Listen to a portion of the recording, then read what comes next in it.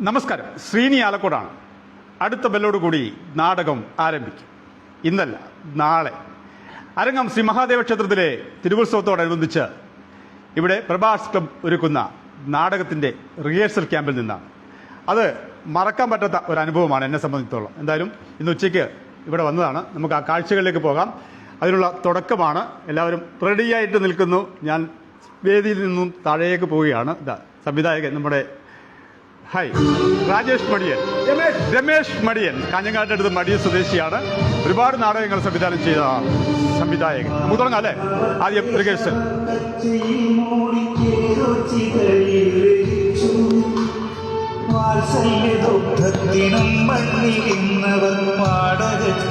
എഴുതി വച്ചു സ്വച്ഛമാവച്ചന്റെ സ്നേഹഭാവത്തിനെ പച്ചറോട്ടാളന്നിട്ടു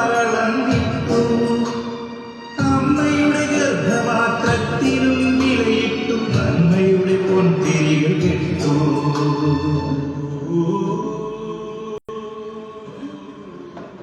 നീ എന്റെ മകളല്ല, നീ എന്റെ ഭാര്യയല്ല.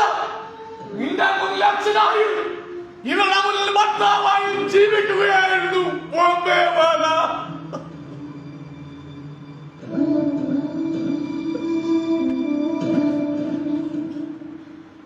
ഇനി പാല് വാങ്ങി മടങ്ങി വരുമ്പോഴാ ബോംബ് പൊട്ടുന്ന ശബ്ദം കേട്ടത്. ഞങ്ങളുടെ കോളനികൾ മുഴുവൻ തീ പിടിച്ചു. തീയിൽ നിന്നും മോളെ രക്ഷപ്പെടുത്താൻ വേണ്ടി ഓടുമ്പോൾ തീക്ക് നടുവിൽ നിന്നും റഷ്യ കാലിൽ കെട്ടിപ്പിടിച്ചു. അവളെ വാരിയെടുത്ത് സുരക്ഷിതമായ ഒരു സ്ഥലത്തെത്തിച്ച് തിരിഞ്ഞു നോക്കുമ്പോൾ എന്റെ ഉണ്ണിമോളും അവളുടെ അമ്മയും കത്തി കൊടുക്കുന്നു.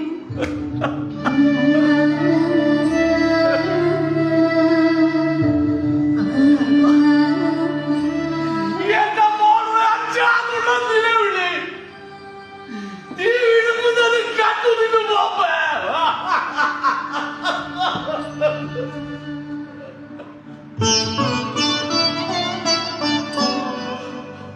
കാലിൽ കെട്ടിപ്പിടിച്ചവിടെ കിടന്നിട്ട് എന്റെ മോനെ രക്ഷപ്പെടുന്നതായിരുന്നോ? അങ്ങനെ ചെയ്തിരുന്നെങ്കിൽ എനിക്ക് കടിയാത്ത നിമിഷം നേരിടേണ്ടി വരില്ലായിരുന്നു. കലാപം കടമുഴക്കി കൊണ്ടുപോയി എന്റെ ജീവിതത്തെ. അതിനുശേഷമുള്ള ജീവിതത്തിന്റെ പേരാണ് സർ ബോംബെ വാല എന്ന്. എന്റെ മോൾ എനിക്കെതിരെ എന്ന പരാതി ഇനി എങ്ങനെ പരിഹരിക്കും സർ? കാലം എനിക്കും നൽകിയതിന് മുകളിൽ ഏത് ശിക്ഷ വിധിക്കാൻ കഴിയും സർ നിങ്ങൾക്ക്? ബോംബെ ഒരു പോലീസിന്റെയോ കോടതിയോ ഇടപെടാതെയാണ് ഈ അമ്മയും മകളെ നിങ്ങൾ ഇതുവരെ സംരക്ഷിച്ചത്. അതുകൊണ്ട് ഇനിയും നിങ്ങളുടെ ജീവിതത്തിൽ ഒരു പോലീസിന്റെയും കോടതിയുടെയും ഇടപെടൽ വേണ്ട.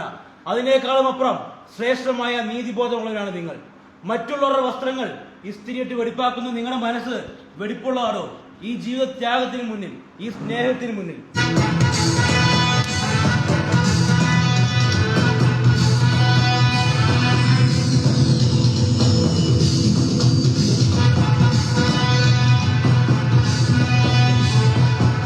കണ്ടോ, ഒരു സീനാണ്. എന്തായാലും ഇവർ തകർക്കും. ഹലോ ഡിയർ ബ്രദർ, എന്തായാലും വളരെ സന്തോഷം. ഈ ആലക്കോട് പ്രഭാസ് ക്ലബ്ബ് ഒരുക്കുന്നത് നാടകമാണല്ലേ?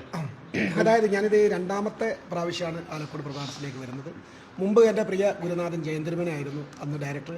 അന്ന് ഞാൻ അസിസ്റ്റൻ്റായിട്ട് വന്നതാണ്. ഇതിപ്പോൾ ഞാൻ സ്വന്തമായിട്ട് ചെയ്യുന്ന നാടകമാണ്. മലയാള പ്രൊഫഷണൽ നാടകവേദിയിൽ 25 വർഷമായിട്ട് അഭിനേതാവാണ്, അസോസിയേറ്റ് ഡയറക്ടറാണ്. ജയന്തിരുമനയുടെ കൂടെ 18 വർഷത്തോളം ജയന്തിരുമനയുടെ കൂടെയായിരുന്നു. സ്കൂൾ നാടകങ്ങൾ, മൈമ്, സ്കിറ്റ് ഇതൊക്കെ ചെയ്യുന്നതാണ്.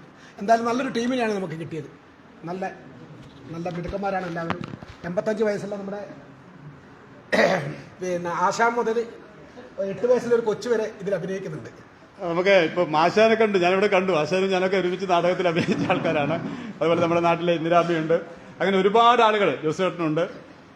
അപ്പോൾ ഇതൊക്കെ ഇതിനകത്ത് അഭിനേതാക്കളാണ്. എല്ലാം സുധീഷ് ഉൾപ്പെടെയുള്ള ആളുകൾ, ഷിൻഡോ, അങ്ങനെ എല്ലാവരുടെയും പേര് പറയുന്നില്ല. നമുക്ക് കാണാം ഇവിടെ ഒരു വലിയ കുടുംബമായിട്ട് ഇവർ ഒരു മാസങ്ങളോളമായിട്ട് ഇങ്ങനെ ഈ റിഹേഴ്സൽ ക്യാമ്പിലാണ്. എന്തായാലും നമുക്ക് നാളെ ക്ഷേത്രത്തിൽ വെച്ച് കാണാമല്ലോ ബാക്കി. അതാണ്, നമുക്ക് അവസാനിപ്പിക്കാം. എന്തായാലും ഈ സമയം ഇവരോടൊപ്പം അല്പസമയമെങ്കിലും ചെലവഴിക്കാൻ സാധിച്ചില്ല, ഏറെ സന്തോഷമുണ്ട്. ഈ നാടക ക്യാമ്പിൽ നിന്നും ഞാൻ ഇപ്പോൾ പോവുകയാണ്. ബാക്കി നമുക്ക് നാളെ വൈകുന്നേരം 9:30 9:30 അരങ്ങം ക്ഷേത്ര സ്റ്റേജിൽ വെച്ച് കാണാം. മറ്റൊരു വിഷയമായി വീണ്ടും കാണാം. Good bye.